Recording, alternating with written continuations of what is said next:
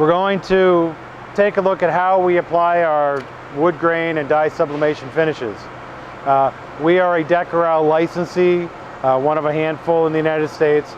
We have purchased their equipment and have our agreement with them to use their materials. The whole process starts with powder coating. Basically, whatever product you're going to finish gets powder coated, pre-treated, powder coated with the same kind of process and the same kind of equipment that you've already seen.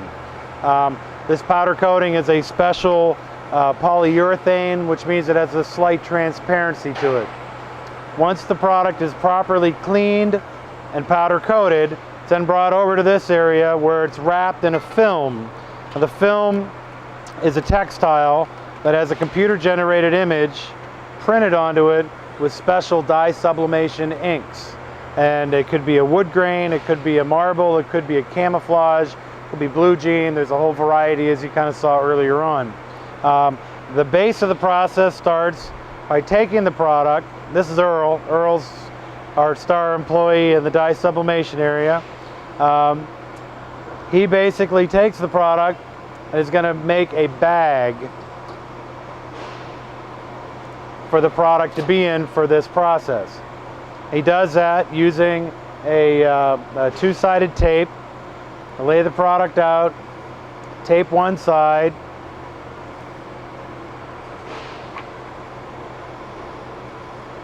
now fold it over, then he'll remove the other side of the tape and basically make a tube that the part is inside. Now, this part can be up to 21 feet long, can be any type of film. There's a couple of variations on how we do this, but it's all basically the same process. Now, once the product is in this film, then it's taken over to the system. You can leave that there, Earl.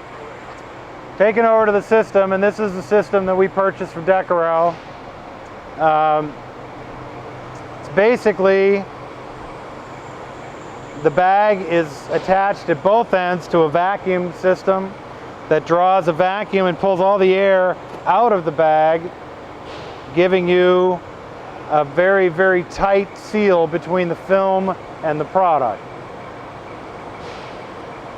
Now, once each of these sets of bags and sets of product is under full vacuum and ready to go, we attach a temperature probe to one of the pieces to monitor the temperature while it's in the oven.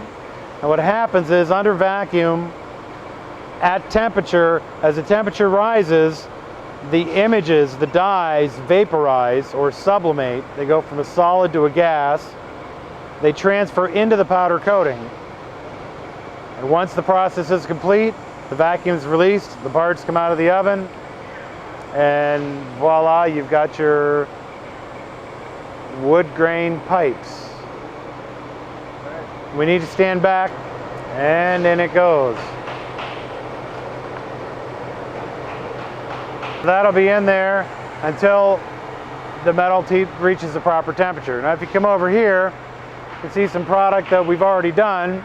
As you can see, it might be kind of hard to see with the gloss here, but you know, this looks like a cherry wooden pole with a high gloss lacquer to it. These are actually fixtures for shelving. So these will be cut into 2-foot lengths and pieced all together, and when it's all together, it'll look like a nice wooden fixture. The gloss is a function of the powder coating.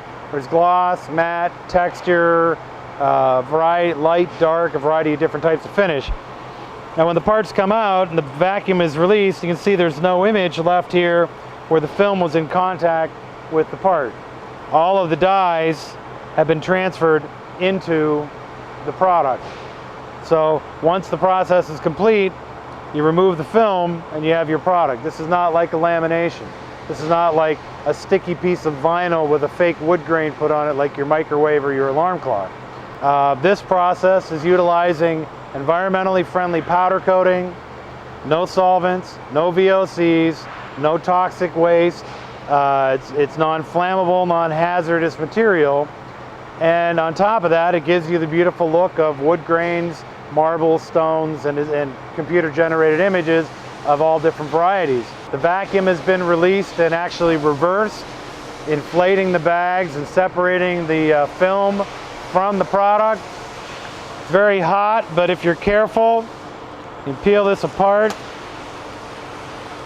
and there you have it.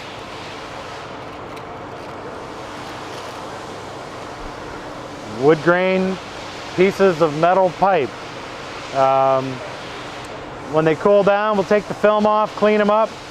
They'll be cut to size and turned into shelving. Our capacity in this line is approximately 44 inches wide by 21 foot long. So we have the capacity to do in cycles, in 2 shifts, we can do probably in the vicinity of 2 miles a day.